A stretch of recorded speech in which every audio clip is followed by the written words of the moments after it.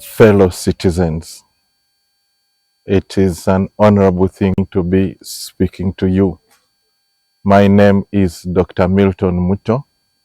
I am a global health research scientist. I was born in Arua, in a little village outside Arua city.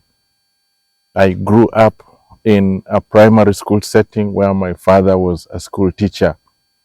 After my primary education, I went to Mvara Senior Secondary School, a Church of Uganda founded school, where I was for 6 years before I proceeded to the School of Physiotherapy and trained as a physiotherapist.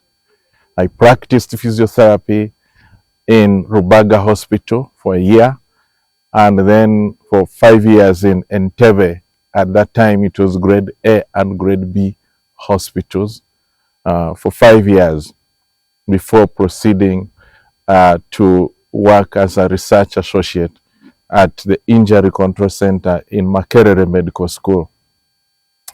I then proceeded and I was trained as a sociologist at Makerere University, where I entered the world of research. I did further training in South Africa. I graduated with a Master of Science in Medicine, specializing in epidemiology and biostatistics, before going to do my PhD in social medicine in the School of Nobility, the University of Nobility in Sweden, that is Karolinska Institute. I concluded my training with a diploma, a postdoctoral diploma in global health. And so I'm a global health research scientist as well. Throughout my journey of training, I think God has lifted me from very humble beginnings and led me to see heights that many people would not even come any close to.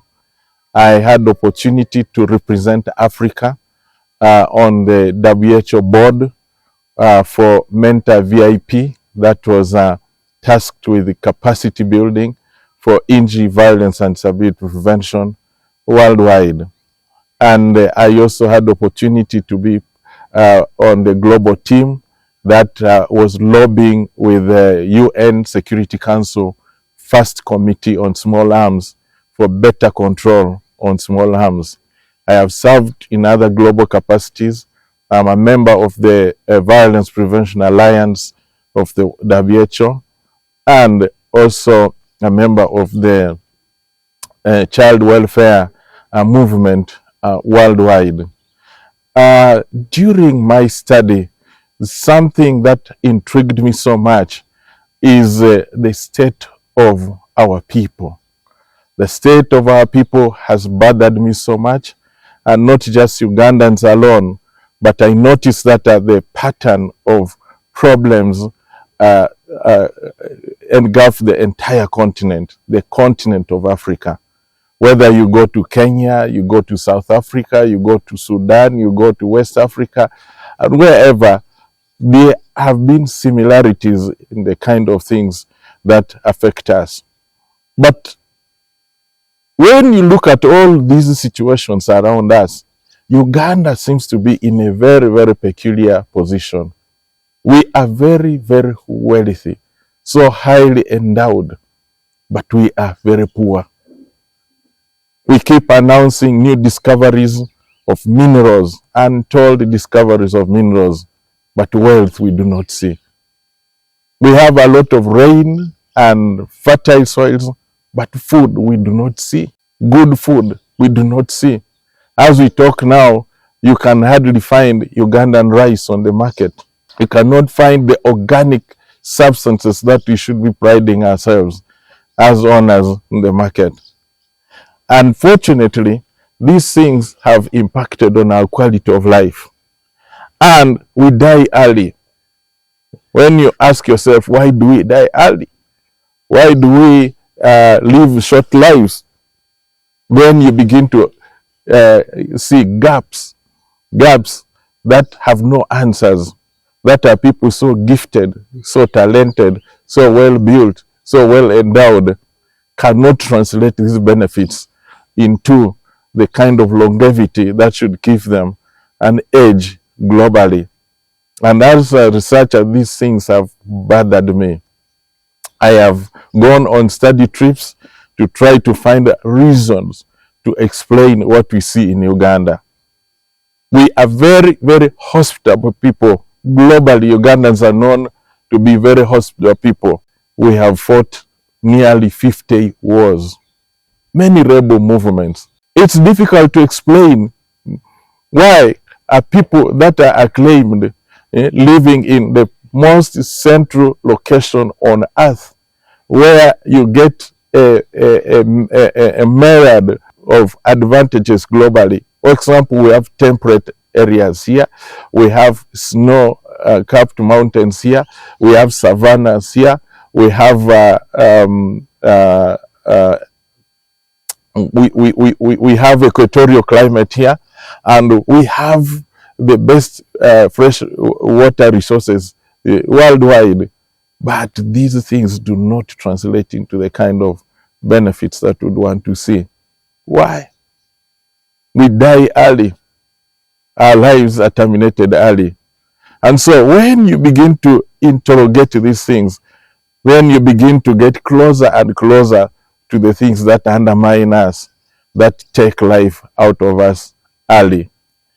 And so having grown as an orphan, being orphaned early because my dad succumbed to the same useless deaths, preventable deaths, and having felt the pain of growing as an orphan, this thing has bothered me so much, even throughout my medical career. Looking at young people expiring early has been a great trouble to me. And a lot of this have shaped what I eventually signed up to as a career that I do today. And so I began investigating these issues. As I went through school, as I studied further, I began to understand that there are certain inequalities that are structured into our society. Nobody knows exactly where they are coming from, and they undermine us from their invisible hideouts. And these inequalities are structural, they are systemic, and we find ourselves playing in that terrain, and we are affected by them, and our lives are modified by them, our lives are affected by them, our lives are dominated by them, and we cannot get the best that we should be. I was bothered by the fact that we could not access education the way we used to hear about the education services in Uganda. At that time of our forefathers, you would report to Makerere and you would even be paid to study. But strangely, the same forefathers, when it came to our time, they abolished those kind of benefits. We have to pay so as to study. And moreover, the conditions under which you study are no longer what they used to talk about, what they used to boast about. I have interrogated the history of health services in our land. I was told that you only needed to appear in a hospital and everything else would be taken care of. And you go to the hospital with the assurance that you're going to live whole. It's no more. We were told that jobs were all over the place, that all you need to do is to get out of school. With a paper, a job would be waiting for you. And moreover, attached to that job are benefits like a house, a vehicle, a reliable salary, a salary that can lift you up. But in our time, these things are no more. Strangely, our forefathers sold the buildings that they did not even build. And today, we are like inheriting an empty shell, a completely empty shell. And these days, you are basically on your own. Why are we in the situations that we are in? Why should life be like this? How come that others can enjoy better lives on this side of eternity? Why should we wait for good life on the other side of eternity? We went to church and we believed God and we sought for answers, but we discovered that the manifestations of the promises of God were not as obvious in our land as we see in the other people's lands. In Europe and other places, they live in clean and serene habitations, and everything is there. They have water, they have electricity, they have food, they have medical care, they have education. They drink a lot of coffee, but they don't have coffee plantations. They have nuclear plants, but they do not have the uranium to power the nuclear plants. And so we begin to interrogate what is not going on well. And the more we ask the questions, the more we got deeper and deeper into putting our finger on the root causes of the miasma, the dirt, the rot that has brought problems in our country even up to today. And fellow Ugandans, I want to encourage you to be people who ask questions. It's not enough just to accept everything the way they come. We must ask questions. We must ask the why questions. Why me? Why is it like this? Because when we do, then we are at the verge of getting breakthroughs in terms of understanding the things that the devil asked. And so I moved around this country, but everywhere we see people are in tears. You go to Karamoja, you find that Karamoja is being emptied of its children. Where are they? They are on the city streets.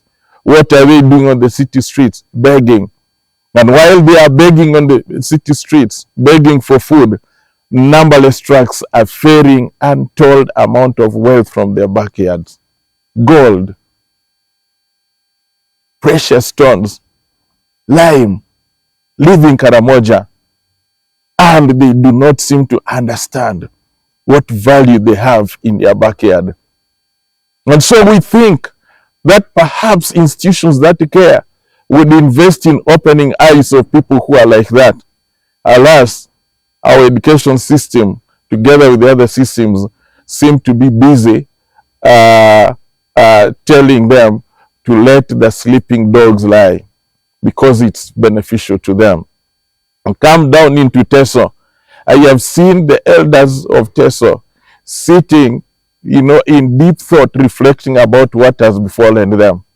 And today, when you see mangoes and oranges and other fruits leaving Teso, and you think that they rejoice because of the money that's going to come out of tangerines, out of mangoes, out of potatoes, their value of wealth, their understanding of wealth is very different.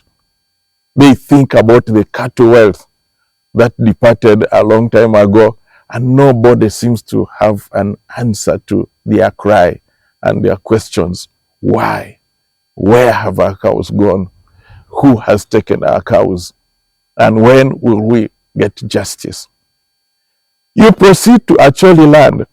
You find the proud giants of the north, people who love themselves and who love life, today living like subdued people, and their land and their resources going at will. And you see finished people, and you look and you ask, what is the future for a people who are like this? In a competitive economy, what is going to happen to them? What's going to happen to the children?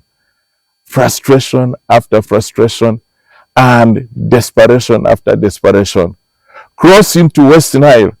Begin to ask questions. What has happened to the great Arua boys, the Arua boys of our days that used to charter aircraft to carry wealth, business and merchandise from Kampala to Arua and back from Arua to Kampala, and they would enjoy their lives? They are all gone. Where are they? What has happened to them? Come into Lira. the hub of Lango land. The Langi people used to pride themselves as the brainees of those days. But it's no more. We are no more. And what we see coming out of Lango is infighting. And if you look at the infighting closely, you find that the origins of the conflicts are not from Lango. They are from somewhere else. And they do not seem to have seen this, and they are on each other's necks. And cross over into Western Uganda, we see a population that is almost blackmailed into fear. People who are afraid of the future. They wonder what is going to happen in the future. They are not sure. They want to hear a voice of assurance and hope that you're still our brothers, that you're our sisters, that we belong together.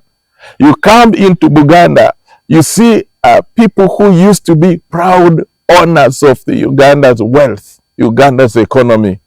Today, truckloads of Buganda girls and boys take themselves out into the land of servitude in the Middle East, where they serve as shamba boys and house girls. What has happened to our proud Buganda people, gifted business people that used to own the economy of our land? Go to Busoga. Busoga is so dispossessed, and you go there, you think that what you see is the beautiful farms, sugarcane, tea, and the rest of the things. But none of them is owned by the Basoga. Their land is gone. Their land is under plantations, and we laugh at them as if they are a store of poverty and jiggers and other public health concerns. And so this problem is all round. The country is groaning. The country is groaning. And to say that the country is groaning is actually an understatement, because the problem is well known to everybody. But what is even more painful is this, that the individuals, institutions, structures, and systems that should have given people hope, that should have helped people to come out of this kind of tenacious problems, have been compromised. They have been crippled. They have been deliberately disadvantaged so that they cannot help.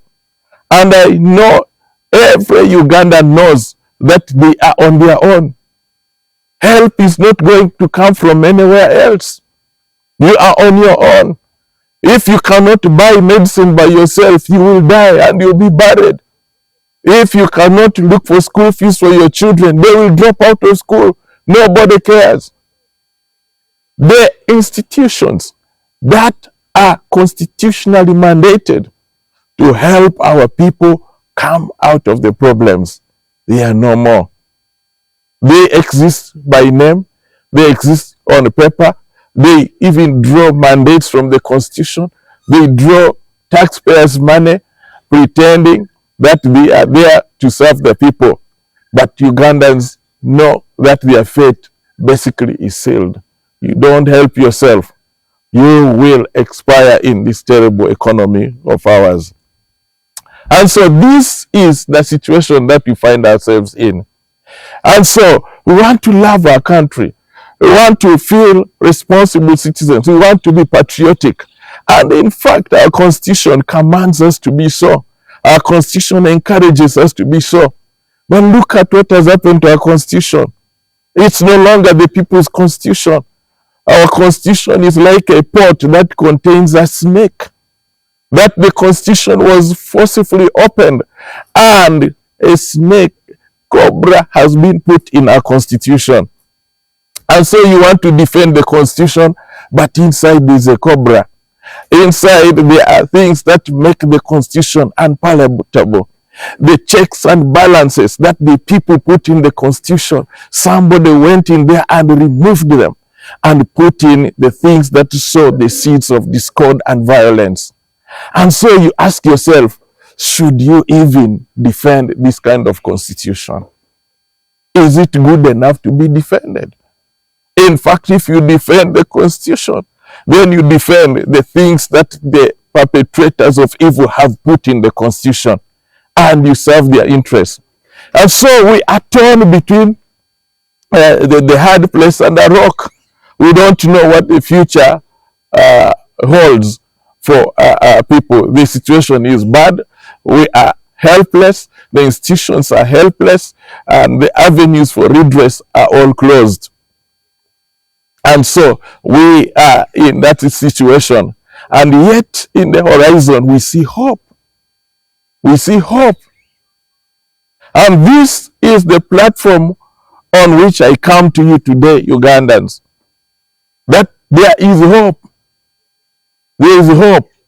If we all choose to stand together and do something about the situation in our country.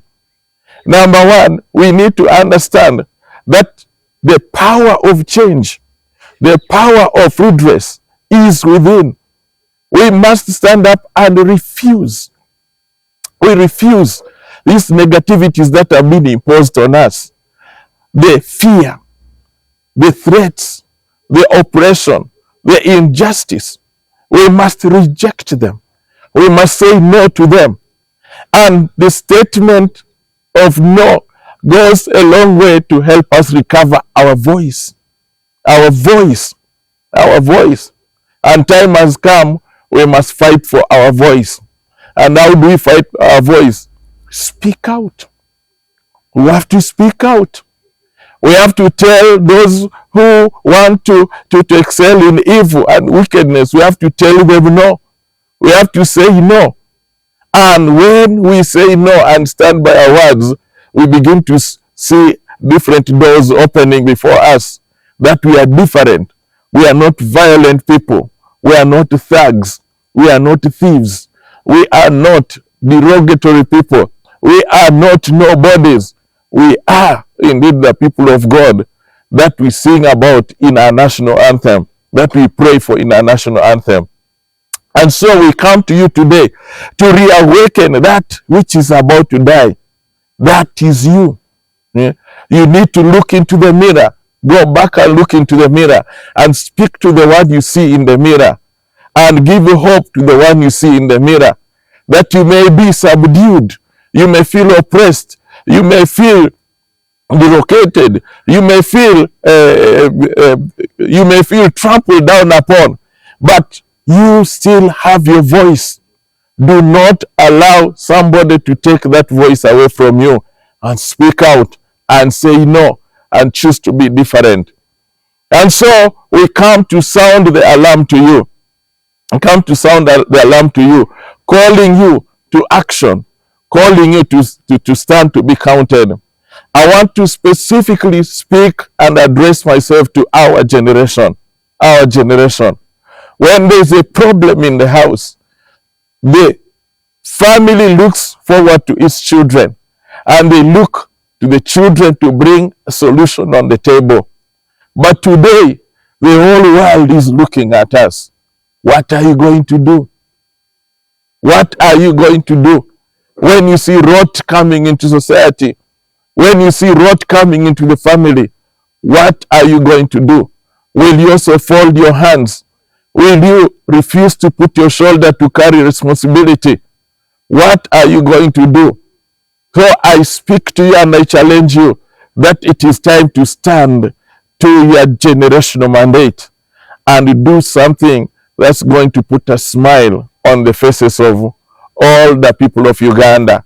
Something that is going to bring hope, because it is your responsibility. It is your generational mandate. We cannot pass this to the next generation. We cannot hope that we will live and expire, whether in peace or in violence, that we leave unfinished work for our children.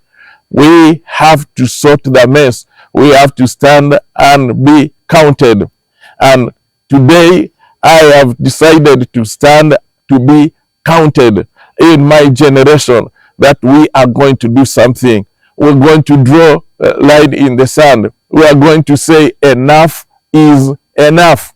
We are going to take a stance for the truth, for goodness. We are different. We refuse to be trampled upon. We refuse to be looked down upon. We refuse to be ignored. It is our time. We will do an excellent job. And when we are done, there will be joy everywhere in this land. On our streets, there will be children running around, playing in safety. Nobody will make them afraid because we have chosen to come with goodness in our land. And so I challenge you that we stand together to do a work in our nation. I want to invite particularly those who feel disenfranchised, those who've given up on life. Give it one more shot. I speak to you, teachers of Uganda. You have built many responsible human beings, and they are doing great work out there. But you are ignored. You feel ignored. You feel belittled. What you take home is the chalk dust. What you take home is nothing that you can be proud of. I speak to you and I ask you to keep hope alive. We have come up with you in mind. I speak to the medical doctors and the rest of the medical fraternity in Uganda. You have invested in education. You've read many books, long time. And in your heart is the solution for your people. And you see your people expire, your patients expire helplessly. You cannot help them. You know what to do, but the medicine is not there. You know the surgery that you need to do, but the equipment that you need to operate your patients is not there. And so many of you are living in frustration. And many of you are even abandoning the profession, going to dig and do other things instead. I want to address you. Keep hope alive. There is a better time coming in the future. I want to speak to you, our farmers who have always sustained our economy. We are a great country, well endowed with fertile soils and very good climate. And our farmers have never defaulted on putting food on our tables. But today, our farmers are a laughing stock. They are the poorest. You dig, but your crops bring you nothing. They bring you nothing. No money that you need to keep yourself alive. And you used to be organized under cooperative arrangements. They are all dead. And not because they caught some bug or virus, but some policy actors decided to frustrate the cooperatives, and they finished the cooperatives. To you, our farmers, we say, keep hope alive. Do not give up. I want to speak to the business community. The business community, you have been disenfranchised. URA has been weaponized and turned on you like a cancer. It has destroyed your businesses. We have seen your businesses retreat from great streets like Kampala Road. Now you are in the slums, in tiny places that do not depict the great business people you are. Keep hope alive. Better times ahead. You will get institutions that will come to serve you so that you can prosper in your business, that you can build this nation better. I speak to you, the lakes. You can no longer go to the lake and catch fish the way you used to, because it has been denied to you. And your life has been around the lake from morning to evening, January to December, Monday to Sunday. It's the lake that has sustained you. But you can no longer even access your own lakes. Foreigners are the ones that enjoy your lakes. I want to speak to the young people of Uganda who love leisure. You love your shores, the lake shores, the beaches of Uganda. But today, you have to pay money to a foreigner so as to access your own beach. Very regrettable. I promise you better times ahead. Do not give up. Keep hope alive. I speak to the sports people, very talented young people. But you don't have better training facilities. You have no training opportunities to rise in your giftedness. I promise you better times are ahead. Better times ahead. Keep hope alive. Keep hope alive. And I speak to our elders who are now, who've spent their lives, they've served honorably, they have retired, but their pensions cannot sustain them. And because of the hardships of the economy, they are now rotting in the villages. Some of them just waiting to die. Keep hope alive. Keep hope alive. I want to speak to the veterans. There are many, many veterans across this country. You served your country honorably. It doesn't matter under which army you served. You did not enroll to serve an individual. You enrolled to serve the country. You put your life on the line. You fought the wars of this country in defense of your country. Some of you lost. Others won. But today, you are rotting in the villages. Nobody cares about you. And some of you have not even been compensated for your services. I want to tell you to keep hope alive. I speak to the women of Uganda, the uncelebrated women of Uganda, including my own mother, who dug the gardens with her own hands and educated all the 6 of us, her children, to university and got us many degrees. Many women are like that. They are in the villages, so committed to their children. You are our heroes. Nobody has celebrated you, but I want you to know you are our heroes. You are our heroes, and we promise you better times ahead. Do not give up. Keep hope alive. And the banking institutions, today there is almost no local bank. Our economy is in the hands of foreigners, foreign institutions. And it's a very, very dangerous place to be in. But we want to promise that in our generation we will be different. And this is the call that we're extending to our people. This is the call that we're extending to our people. And that we will rally each other. We will begin to speak to each other. We will begin to collude with one another.